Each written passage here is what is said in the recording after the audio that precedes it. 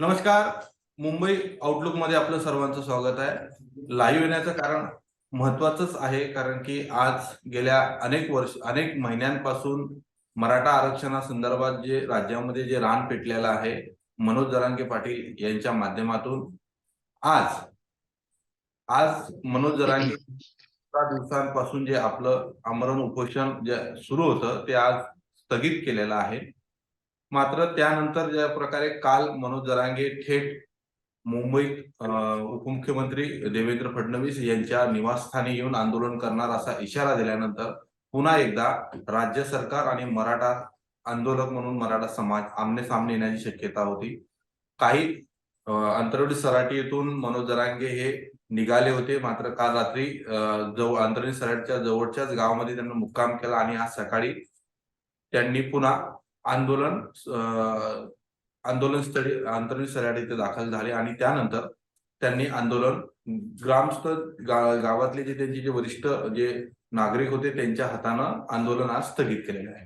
मात्र याच्या मागचं एक वैशिष्ट्य असं आहे की मनोज जरांगे पाटील यांनी ज्या प्रकारे काल राज्याचे उपमुख्यमंत्री देवेंद्र फडणवीस यांच्यावर ज्या प्रकारे आरोप केले होते, त्यामुळं कुठेतरी मराठा आरक्षणाचा जो मुद्दा होता हा कुठेतरी दिशा आंदोलनाची भटकलेली आहे का, दिशाहीन झालेला आहे का, असा एक प्रश्न समाज माध्यमातून आणि जे जाणकार आहेत यांच्या माध्यमातून वारंवार उपस्थित करण्यात येत होता. या सर्व मुद्द्यांवर सविस्तर चर्चा करण्यासाठी आपल्या सोबत आहे चंद्रकांत भराटे सर, शावा मराठा संघटना संस्थापक. सर, मुंबई आउटलुक मध्ये आपलं स्वागत आहे. ज्या प्रकारे मनोज जरांगे नमस्कार, हे आंदोलन इतक्या दिवसापासून जे सुरू आहे, तर यावर पहिली प्रतिक्रिया मराठा शावा संघटनेतर्फे आपली काय असणार आहे? नमस्कार. आउटलुक चॅनलचे मी फार अभिनंदन करतो. सर, आउटलुकने या अगोदर ही एक अशा प्रकारची आपली एक मुलाखत आपण घेतली होती. मनोज जरांगे पाटलांनी आतापर्यंत जे आंदोलन चालू केलं आणि मनोज जरांगे पाटलांच्या आंदोलनापूर्वीपासूनही आम्ही या मराठा आरक्षणामध्ये आहोतच. पण मनोज जरांगे पाटलांनी जे आंदोलन सुरू केलं मराठा आरक्षणाच्या संदर्भामधलं, पहिल्यांदा सरसकट आपण मागणी केली होती. सरकारने त्यांना विचार केला की सरसकटी मागणी तुम्हाला करता येणार नाही, तुम्ही काही गोष्टी त्याच्यासाठी पाठीमागे घेतल्या पाहिजेत, काही आपण तडजोड त्याच्यामध्ये केलेली पाहिजे. त्या पद्धतीने मनोज जरांगे पाटलांनी व्यवस्थित पद्धतीने ज्यावेळेस एक एक मुद्दा त्या पुढे पुढे मांडत गेला आणि त्यानंतर आम्ही ज्यावेळेस 25 जानेवारीला वाशीमध्ये आलो, मुंबईला आल्यानंतरच खऱ्या अर्थाने अगोदर त्यांनी ज्यावेळेस ते आयोग नेमले होते, सगळ्या गोष्टी केल्या होत्या, समिती नेमली होती आणि त्यामध्ये ज्या ज्या पद्धतीने ते एक एक शब्द देत गेले होते की मराठा आरक्षण आम्ही आतापर्यंत सरकारला साथ देत होतो, मनोज जरांगे पाटील सुद्धा साथ देत होते. 25 जानेवारी आणि 26 जानेवारीच्या दरम्यान जी अधिसूचना त्यांनी काढली, ती अधिसूचना जी काढली होती त्या अधिसूचनेमध्ये स्पष्टपणे त्याने लिहिलं होतं की सगळे सोयरे हा शब्द घालून आम्ही या पद्धतीने पुढे जाऊ. आणि त्या सगळे सोयरेचा अधिसूचना काढल्यानंतर काही दिवसामध्ये म्हणजे 16 तारखेपर्यंत त्याच्यावर हरकती मागू आणि 16 तारखेनंतर हरकती मागितल्यानंतर त्याच्यावर अधिवेशन घेऊन आपण 100% तुम्हाला ज्या पद्धतीने तुम्हाला पाहिजे त्या पद्धतीने आम्ही तुम्हाला आरक्षण देऊ. हा शब्द महाराष्ट्राचे मुख्यमंत्री एकनाथराव शिंदे साहेबांवर आमचा विश्वास आहे, मराठा समाजाचा संपूर्णपणे त्यांच्यावर विश्वास आहे. त्यांनी कारण छत्रपती शिवाजी महाराजांची शपथ घेतली होती आणि ही अधिसूचना मनोज जरांगे पाटलांनी हातात घेत असताना सुद्धा त्यांना विचारलं होतं, स्पष्ट सांगितलं होतं, मुख्यमंत्री साहेब मी अधिसूचना ही घेऊन जातोय, मराठा समाजाला मी ही देत आहे, परंतु ही अधिसूचना घेत असताना तुम्ही माझ्या गुलालाचा आणि छत्रपतीच्या शिवाजी महाराजांचा अवमान होणार नाही याची काळजी आपण घेतली पाहिजे. म्हणून या पद्धतीने परत आलो आम्ही. म्हणजे जे आंदोलन त्यांनी चालू केलं होतं तो शब्द त्यांना मिळत असेल तर त्यांना काय वेठीस धरायचं होतं, महाराष्ट्राला वेठीस धरण्याची काही गरज नाही. सरकारलाही सुद्धा मदतच करत होते. याचा अर्थ असा नाही की फक्त सरकारला कुठेतरी वेठीस धरायचं आहे, सरकारला त्रास द्यायचा आहे, ह्या गोष्टी करण्याच्या पाठीमागचा कोणताही मुद्दा जरांगे पाटलाचा नव्हता आणि मराठा समाजाचा सुद्धा नाही. मग त्यावेळी जो दिलेला शब्द होता तो जर शब्द दिला असता, त्यावर जर आपण यांनी जे अधिवेशन घेतलं, जे 16 तारखेला न घेता 20 तारखेला घेतलं आणि 20 तारखेला 21 तारखेला अधिवेशन घेताना त्यांनी डायरेक्ट कोणताही मराठा आमदार किंवा कोणाचीही कोणत्याही प्रकारची चर्चा न होता अशाच पद्धतीने हे तिसरं दिलेलं जे आरक्षण आहे मला 10%, हे आम्हाला आरक्षण न मागता हे का दिलं? सगळे सोयरे हा शब्द आपला संबंध नाही, सगळे सोयरे हा शब्द सुद्धा त्यांनी पाळला नाही. खऱ्या अर्थाने इथून पुढे ही लढाई सुरू झालेली आहे. आणि म्हणून सांगतो, आजपर्यंत जे जे आंदोलनं केले, जे जरांगे पाटलेले असतील किंवा संपूर्ण मराठा समाजाने असतील, ही संपूर्णपणे सरकारच्या सहकार्याने, सरकारला विटीस न धरता शांततेच्या मार्गानेच केलेली आहेत, असं आज तरी मला वाटतं. नाही, मुद्दा याच्यामध्ये असा आहे की मराठा समाजाचं जे आंदोलन सुरू आहे हे आतापर्यंत शांततेनेच होतं. मराठा समाजाचे जे आंदोलन आहे यापूर्वी देखील महाराष्ट्राने नव्हे तर त्याची संपूर्ण देशाने नोंद घेतलेली आहे की ज्या प्रकारे शांततेमध्ये मराठा समाजाच्या वतीने आंदोलन करण्यात आलं होतं. मात्र बरोबर. त्यानंतर आता देखील 6 महिन्यापासून जे मराठा समाजाचं जे आंदोलन सुरू आहे याची देखील हो. नोंद राज्याने घेतलेली नव्हे तर देशाने घेतलेली आहे. परंतु बरोबर. ज्या प्रकारे मनोज जरांगे पाटील मागणी करत होते सरसकट, त्याच्यानंतर सगळे सोयरेवर आलेलं होतं आणि त्यानंतर हो. हे आंदोलन आता वेगळ्या दिशेने मुडण्याचं कारण असं आहे की मनोज जरांगेच्या सोबत जे सहकारी होते तेच वेगवेगळे आरोप करत आहे मनोज जरांगे. त्यामुळं त्यानंतर आता मनोज जरांगे त्यांच्यावर आरोप करत आहे. त्यामुळं जे मराठा समाजाला आरक्षण देण्याची जी लढाई होती ती ह्या सर्व आरोपामध्ये कुठेतरी मागं पडत आहे का असं तुम्हाला वाटतंय? बिलकुल नाही, अजिबात नाही. कारण जे तुम्हाला असं वाटतंय ना की बुवा आता तुम्ही अगदी स्पष्ट चांगलं चांगलं बोललात की त्यांच्या जवळचे जे असणारे काही सहकारी आहेत, त्यांच्या विरोधात बोलायला लागलेले आहेत. हे का?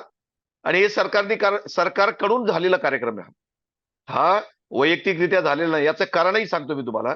कारण मी आत्ताच तुम्हाला याच्या अगोदर सांगितलेलं आहे की जे आरक्षण आम्ही मागितलं, जसा सरसकट शब्द होता त्यांनी आम्हाला टाळायचा सांगितलं, तो टाळला.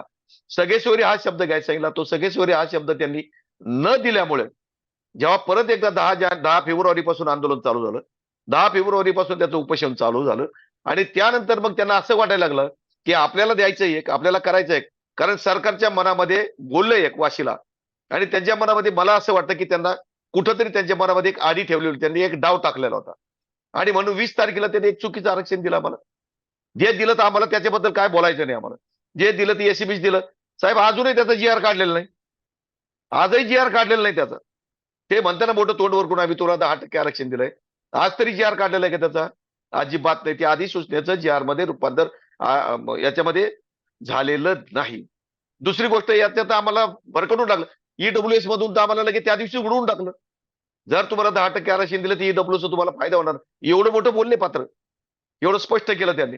आणि मग ह्या ज्यावेळेस गोष्टी यायला लागल्या आणि हे सरकारच्या कुठंतरी वेगळ्यापणाने जायला लागलं आणि जो गुलाल उधळला, महाराष्ट्रामध्ये गुलाल का उधळला गेला नाही 10%मुळे? याचा खऱ्या अर्थाने ते दुःख आहे सरकारला. आणि हे दुःख पचवण्यासाठी आणि हे दुःख त्यांनी पचवण्यासाठी हे जे बाकीचे जवळचे जे सहकारी आहेत ना, मग त्यांना काय लालूच दिली, काय केलं आम्हाला माहित नाही. परंतु हे लोक फुटले त्यापासून. ते चुकीच्या मार्गाने बोलायला लागले. या अगोदर का बोलले नाही ते 10 दिवस? सरकार सुद्धा का बोललं नाही याच्या अगोदर? सरकारमधले लोक सुद्धा का बोलले नाहीत? किंवा हे चुकीचं आहे, हे अमुक आहे, तमुक आहे. आता मला एक सांगा, हे 21 तारखेपासून तर आजपर्यंत 5 दिवस झालेले आहेत. 5 दिवस झाले आपल्याला एसएबीसीचं 10% आरक्षण दिलेलं आहे त्यांनी. मग हे 10% आरक्षण दिलं त्यांनी 16 आजपर्यंत त्याचा कायदा का तयार केलेला नाही? मग तो कायदा का तयार मग हे जर होत नसेल तर जरांगे पाटील का बोलणार नाहीत? बोलायला कोणाला राग येणार नाही का? 16-16 दिवस माणूस जर उपाशी राहतो आणि उपाशी राहून तुम्ही जवळचेच माणसं फोडून त्याच्या विरोधात जर अशा प्रकारचं कट कारस्थान करत असाल, अशा प्रकारची चाणक्य नीती करत असाल, तर हे कोणाला चालणार नाही. आणि म्हणून या पद्धतीने आंदोलन भरकटलेलं नाही. काल जरी आम्ही इथपर्यंत आलो होतो, मी स्वतः त्यांच्याबरोबर आहे. मराठा आंदोलनाच्या पहिल्या मराठा आरक्षणाचा जो पहिला मोर्चा छत्रपती संभाजीनगरला निघाला, तो सुद्धा आमच्याच मोर्चा येथे निघालाय. पहिल्या मिटिंगचा अध्यक्ष मीच आहे त्याचा. हे दुसरे कोणी नाहीत. परंतु याचा अर्थ असा नाही की आम्ही काही लगेच मोठेपणा घेऊन थोडी चालतो. सगळ्यांनी मदत केली, सगळ्यांनी मोर्चे चालले आणि म्हणून कालपर्यंत आम्ही जो मोर्चा घेऊन उठलो आम्ही तिथून, त्याला त्रास व्हायला लागला मनोज जरांगे पाटलाला. चला, मला जर अशा पद्धतीने बोललं जात असेल तर माझा जर तुम्हाला बळी घ्यायचा असेल, मला जरी करायचं असेल तर मी समोर येतो ना तुम्हाला. म्हणून आम्ही भांबिरीपर्यंत आलो. मग मला एक सांगा, मुंबईपर्यंत येऊ द्यायला त्यांना काय हरकत होती? त्यांनी काल तिथं संचारबंदी, अहो मी होतो स्वतः तिथं. संचारबंदी सारखं काय केलं अपराध आम्ही? काय अपराध आहे? शांततेत असताना सुद्धा ज्या प्रक्रिया घडल्यावर जातात, उपोषण केलं जातं, आंदोलन केलं जातं, शांततेत चाललो होतो पुढे. एक दगड तरी कोणाला मारला होता का? काय केलं होतं आम्ही? तिथं भांबेरीला येऊन 5-6 किलोमीटरवर त्यांनी अडवलं आणि संचारबंदी लागू केली. म्हणून हे कदापि शक्य नाही. सरकारलाच कुठंतरी याचं दुःख आहे. ज्यांनी फक्त टेम्पररी भाडोत्रीचे असणारे 2-4 लोक घेतले, गुलाल उधळला त्यांना असं वाटलं होतं आम्ही 10% आरक्षण दिलं म्हणजे संपूर्ण महाराष्ट्रभर आपल्याला जसं 2018 2016 झालं होतं ना, फेटे बांधले, गुलाल उडवला, सगळं केलं, ते होईल, परंतु ते झालं नाही. कारण कोणालाही पचलेलं नाही. कोणत्याही मराठा समाजाच्या माणसाला हे दिलेलं आरक्षण, त्यांनी दिलेलं 10% आरक्षण दिलेलं योग्य असेल त्यांच्या मनाने, ते सकारात्मक असेल, पण ते कोणाला पटलेलं नाही. पटलं असतं तर मोठा गुलाल उडला असता ना. म्हणूनच जे आज आंदोलन पुन्हा जे संतापाने मुंबईला जायचं कारण होतं, त्याचं कारण हेच होतं. ते भरकटलेलं नाही, कुठेही कधी भरकटणार नाही आणि हे आंदोलन या पद्धतीने चालतच राहणार आहे. की तुम्ही जो एक आरोप केलेला आहे की मनोज जरांगे पाटील यांच्या सोबतचे जे व्यक्ती होते त्यांना कुठेतरी फोडण्यात आलेलं होतं आणि मनोज जरांगेंच्या बाजूने म्हणजे त्यांच्या विरोधात बोलण्यासाठी त्यांना उभं करण्यात आलेलं आहे. तर हा व्यक्ती कोण? तुमच्या नजरेमध्ये हा व्यक्ती कोण आहे? तो राज्य सरकारमध्ये महत्वाच्या पदावर आहे की आणखी दुसऱ्या कोणत्या पक्षाशी जोडलेला आहे? या संदर्भात तुमची काय प्रतिक्रिया आहे? नाही नाही, त्यांच्या राज्यपदावर पण एक प्रसाद लाड सारखा माणूस बोलतो. अरे जो प्रसाद लाड सारखा म्हणतो मराठ्यानं उपकार केला, देवेंद्र फडणवीसवर त्यांनी बोललं गेलं, त्यांनी कुठल्याही प्रकारचं जातीवर बोलले गेलेलं नाही. जे आपण म्हणतो, आपण जे ब्राह्मणी कावा केला असं म्हणत असतो, तर आपण जातीवर कधी बोललेलं नाही. जातीवर कोणी बोलत नाही. आपण असं म्हणत असतो काय ब्राह्मणी कावा करतो तो, काय चाणक्य नीती वापरतो, अशा पद्धतीने वापरलेलं आहे. अरे जो प्रसाद लाड छत्रपती शिवाजी महाराजांना रायगडवर जन्मले म्हणतो, कोकणात जन्मले म्हणतो आणि कोकणात जात, त्याच्या किती चुका आहेत. अशा पद्धतीचा प्रसाद लाड, ज्याला काय अक्कल नाही, ज्याला काही माहित नाही, अशा प्रकारची लोक जर याच्यावर नाव ठेवत असतील आणि तो म्हणतो मराठ्यांवर उपकार केले, मराठ्यांवर उपकार नाही केले, त्याला त्या पक्षात घेऊन बीजेपीने उपकार केले, त्याच्यावर वैयक्तिक उपकार केले असेल, त्याच्या कुटुंबावर उपकार केलेले बीजेपीने, मराठ्यांवर उपकार केलेले नाहीत. तो काय सांगतो मराठ्यावर उपकार केला? त्याच्यासारखा तो एक महाराज आहे, भारसकर महाराज, तोही भाडोत्री आहे. तोही बच्चू कडूच्या बरोबर काही दिवस राहत होता. बच्चू कडूचा हे होता तो, बच्चू कडूला कायमस्वरूपी आम्ही चांगल्या पद्धतीने तिथे एंट्री दिलेली होती. बच्चू कडूचं अजूनही आमच्याबद्दलचं मत चांगलं आहे, त्यावेळी मत चांगलं होतं, परंतु बच्चू कडू बरोबर असा कार्यकर्ता होता, तो त्या ठिकाणी येत होता.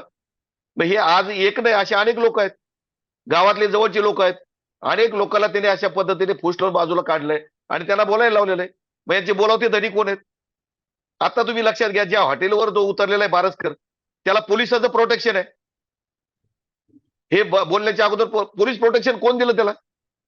काय पोलीस प्रोटेक्शनला एवढा कुठला तो व्यक्ती कोण आहे? आधी सध्या कुठल्या गृहमंत्री आहे आणि तो राज्य सरकारमधला मंत्री कोण आहे ज्यानं त्याला प्रोटेक्शन दिलेलं आहे? याच्या संदर्भात तुमच्यावर काही खुलासा आहे का? खुलासा नाही, पण जो प्रोटेक्शन देतो, ज्याला पोलीस पुरवले जातात, त्याचा अर्थ गृह खातं त्याच्या मागे आहे. म्हणजे हे कोणालाही कळतं ना, पोलीसवाले प्रोटेक्शन ज्याला देतं गृह खातं देतं, त्याला दुसरं कोण द्यायला लागलेलं आहे? मुख्यमंत्र्यांची ऑर्डर त्याला असेल, मुख्यमंत्र्यांचे हे घेतलं असेल, परंतु गृह खातं त्याला हे करत असेल. आम्हाला त्यांना प्रोटेक्शन कोणाला द्यावायची आम्हाला काही घेणं देणं नाही. त्यांनी कोणाला जपावं आम्हाला त्याच्याशी काही घेणं देणं नाही. परंतु ज्या पद्धतीने जे लोक चुकीच्या पद्धतीने मराठा समाजाचं 7-8 महिन्यापासून चाललेलं आंदोलन जे बिघडवण्याचा प्रयत्न करताय, जे चुकीच्या पद्धतीने आरोप करताय, मग त्यांनी काल पत्रकार परिषद दिली मनोज जरांगे पाटलांनी, याने आणून दाखवायला पाहिजे होतं. त्यांनी सांगितलं होतं कुठल्या बैलाच्या हाताने हातपाय दाबले आमचे, कुठे ह्या असे चुकीचे रूप, अशा प्रकारचे आरोप का करायला लागले? म्हणजे ज्या पद्धतीने मराठा समाज आमचा एकवटला, एकत्रित आलाय, त्याला कुठंतरी गालबोट लावायचं आणि तुम्ही दिलेलं 10% आरक्षण हे हो म्हणा, याच्यासाठी चाललंय ना सगळं. अरे ते जर दिलं असतं तुम्ही, मला एक प्रश्न विचारायचा आहे, जे देवेंद्र फडणवीस साहेबांसाठी हे सगळेजण बोलतात, आमच्या देवेंद्र फडणवीस साहेबांबद्दल कुठलाही राग नाही, आम्हाला त्यांच्याशी काही घेणं देणं नाही. विशेष सांगतो तुम्हाला, ज्यावेळेस देवेंद्र फडणवीस साहेबांनी 2016 हे आरक्षण दिलं आणि हायकोर्टामध्ये टिकवलं, त्यावेळेस त्यांचे बॅनर लावले, त्यांच्या अंगावर गुलाल उधळला, त्यांच्याच बाजूने फेटे बांधले. संपूर्णपणे महाराष्ट्रामध्ये देवेंद्र फडणवीस साहेबांचे बॅनर लागलेले होते. मग मला एक सांगा, देवेंद्र फडणवीस साहेबांनी पुन्हा एक त्यांना माझा एक मुद्दा आहे, 102वी घटना दुरुस्ती ज्यावेळेस झाल्यानंतर सुप्रीम कोर्टामध्ये टिकलं नाही. ते सुप्रीम कोर्टामध्ये का टिकलं नाही? म्हणजे तुम्हाला टिकू द्यायचं नव्हतं का? तुम्ही हायकोर्टामध्ये टिकू देता. मी मुख्यमंत्री राहिलो, मी सत्तेवर असलो तर मी मराठ्याचं आरक्षण टिकू देईन. मला जर सत्ता दिली नाही, मी सत्तेवर गेलो तर मराठ्याचं आरक्षण मी टिकू देणार नाही. याचं स्पष्ट उदाहरण मी तुम्हाला देतो. याचं कारण असं आहे की मी आता बोललो तुम्हाला, 102वी घटना दुरुस्ती ज्यावेळेस झाली 14 ऑगस्ट 2018ला, 14 ऑगस्ट 2018ला, आणि यांनी गायकवाड आयोगाचा अहवाल स्वीकारला 15 नोव्हेंबर 2018ला. लक्षात घ्या, म्हणजे 102वी घटना दुरुस्ती अगोदर झाली की जे राज्याचे अधिकार जे होते, प्रतिनिधित्व द्यायचे, आरक्षण द्यायचे, ते अधिकार काढून घेतले आणि 4 महिन्यानंतर म्हणजे 15 नोव्हेंबर 2018ला फडणवीस साहेबांनी गायकवाड आयोगाचा अहवाल स्वीकारला आणि तो आयोग स्वीकारून मला वाटतं 28 नोव्हेंबरला त्यांनी मराठा आरक्षण सगळ्यांनी एकमुखाने मागणी करून कोणीही चर्चा केली नाही त्याच्यावर. जे 2014ला पृथ्वी चव्हाणांनी दिलं ते फसवत झालं. त्यावेळेस कोणत्याही आमदारांनी किंवा कोणीही चर्चा केली नाही. एकाच चर्चेने मुख्यमंत्र्यांच्या एका वेळी तो आरक्षण निघालं. 2016ला तेच झालं, 2018ला तेच झालं, ते टिकलं नाही. जे बोललं जातं की मग ते 5 मे 2021ला का टिकलं नाही? सुप्रीम कोर्टामध्ये तुम्ही अरे मग तुम्हाला आमच्याविषयी एवढी माया होती ना, दया होती ना, मराठ्यांविषयी कळकळ होती ना, मग वकील राहू द्यायचे ना, तेच चांगलं ठेवायचं ना. सुप्रीम कोर्टामध्ये उद्धव ठाकरेला साथ द्यायची. उद्धव ठाकरे तर त्यांची काय दुश्मनी आम्हाला त्याचेच घेणे, कोणत्या पक्षाची दुश्मनी. परंतु या पद्धतीने जवळच्या माणसाला पडून मराठ्यांचा जो संताप आहे, मराठ्यांना जे जगू द्यायचंय, जे मराठ्यांच्या मुलांना आजपर्यंत याच्यापासून लाभवलेलं आहे, फक्त एकटा देवेंद्र फडणवीसने लाभवलेलं नाही, शरद पवारापासून सगळ्यांनी केलेले कुटाने आमच्यामध्ये.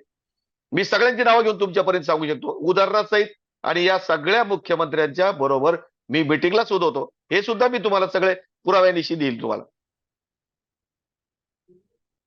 नाही, आता मध्यंतरी मनोज जरांगे पाटलांना काल जे आरोप केले होते की मला मारण्याचा कुठेतरी कट रचण्यात आला होता, सलाईन मधून मला विष देण्याचा प्रयत्न करण्यात येणार होता. ज्या प्रकारे आक्रमक भूमिका मनोज जरांगेंनी उपमुख्यमंत्री देवेंद्र फडणवीस यांच्या संदर्भात जी घेतली, त्याच्यानंतर अचानक आता भारतीय जनता पार्टीमधले जे मराठा समाजातले जे नेते आहेत ते आता म्हणजे उदाहरणार्थ नितेश राणेनं असं एक स्टेटमेंट दिलेलं आहे की मनोज जरांगेला फडणवीसांपर्यंत जाण्यासाठी आमची जी भिंत आहे मराठा समाजातली त्या पक्षातली भाजपमधली ते पार करून जावं लागेल, असं नितेश राणेंना स्वतः वक्तव्य केलेलं आहे. तर याच्यावर आपलं काय मत आहे? अहो, नितेश राणे त्याचे वडील आणि त्याचे दोन्ही भाऊ हे भाटगिरी करतात.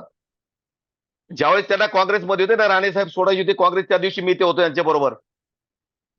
ते काय सांगतात, ते ज्या ठिकाणी जातील त्याचे गुणगान गाणारी लोक येते आणि त्यांची कोणती भिंत आहे मराठ्यांची?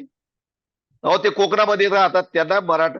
अहो, तुम्हाला एक सांगतो, नारायण राणेला समितीचा अध्यक्ष करण्यासाठी त्यांनी विनंती केली आमच्याशी.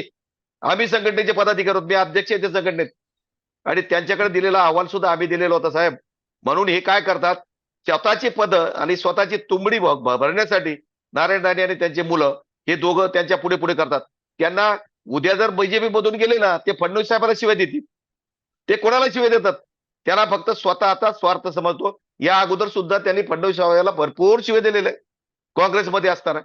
त्यांचा पक्ष कोणता त्याची काही घेणं देणं नाही मला, पण त्यांची एवढी अवकात आहे का मराठा समाजाला, महाराष्ट्रातल्या मराठा समाजाला अडवायचं? तुमची भिंत कोणती भिंत तयार करणार आहे? 2 बापलेकाची का? कोण येतो का दुसरा त्यांच्या मागे? अहो, त्यांनी तर बोलूच नाही. त्यांनी प्रत्येक वेळी या पद्धती बोलतात, त्याच्यामुळे ती राणे फॅमिली आम्ही फेकून दिलेली फॅमिली. त्यांनी सांगतात मी अमुक केलं तमुक केलं. आम्ही पण त्यांच्या बरोबर आहेत. आम्ही संघटनेच्या माध्यमातून कधी पक्षा वगैरे नाही गेलो त्यांच्या बरोबर. त्यांचा आम्हाला आदर होता. राणे साहेबांना आम्ही त्यावेळेस सुद्धा आम्ही मदत केलेली होती. बिगर पक्षात असताना, आम्ही संघटनेचा छावा संघटनेचे असताना सुद्धा.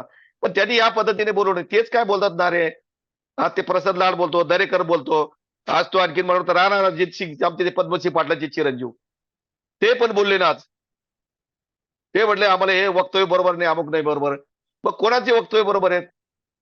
कोण कोण बरोबर नाही? जे काय बोलतात ना आणि ज्या पद्धतीने बोलतात.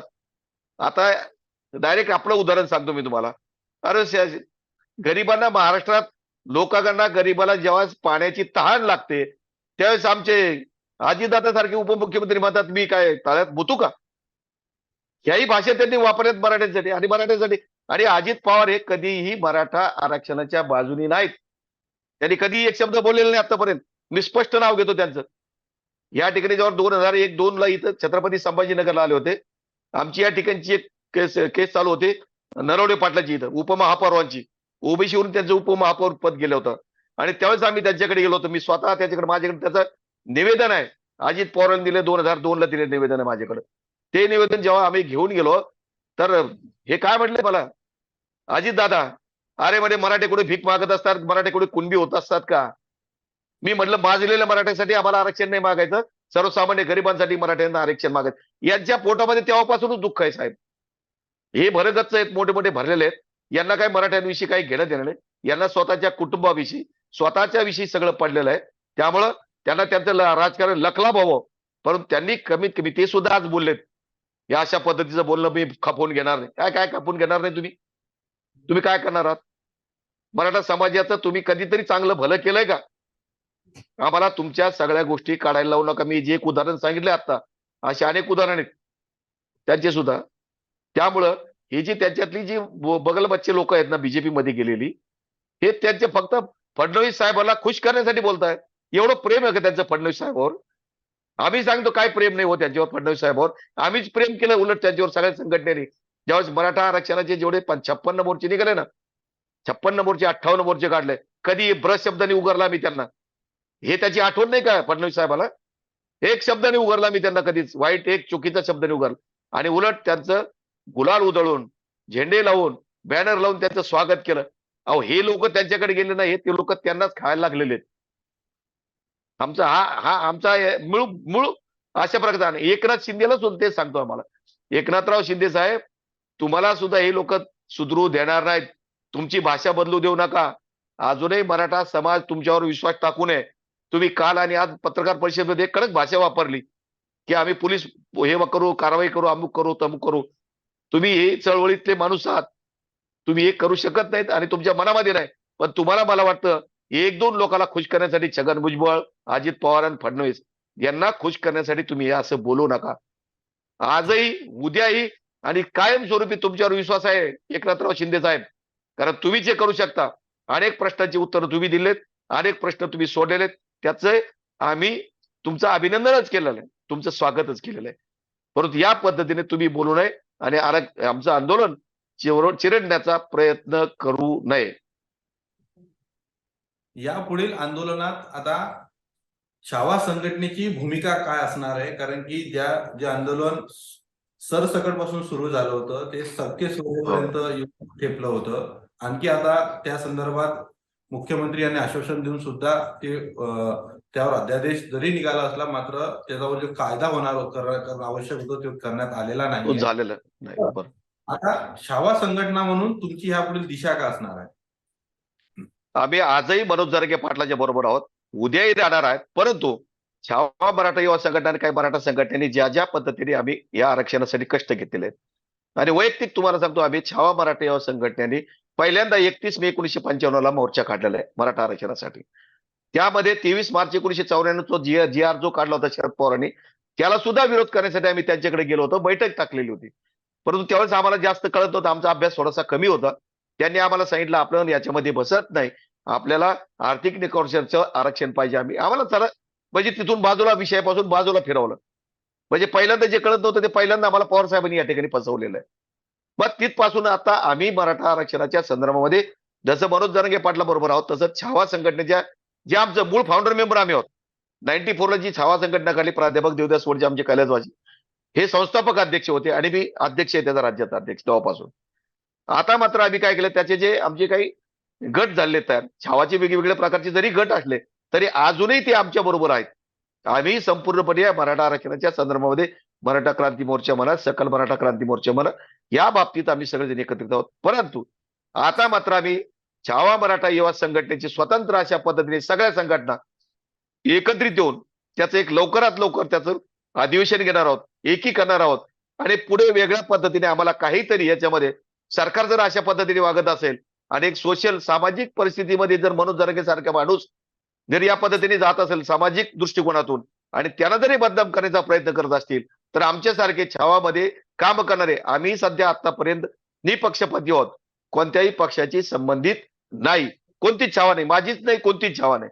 तर इथून पुढे मात्र यांना यांचा धडा, यांची जागा ही राजकीय पद्धतीने आम्ही दाखवण्याचा निश्चित प्रयत्न करू. ते निवडणुकीमध्ये करणार. कारण हे का दाखवलं जातं, हे वळतात कुठे? फक्त मतासाठी. आम्हाला आतापर्यंत ते का भीत नव्हते माहितीये का? हेच होतं की आम्ही यांना विरोध करत नव्हतो. आम्ही काय करायचो, काय हरकत नाही, तुमचं तुम्ही राजकारण तुमच्याशी राहू द्या, सोशल काम आम्ही करतो, 100% समाजकारण आम्ही करत होतो, आम्ही तेच करणार.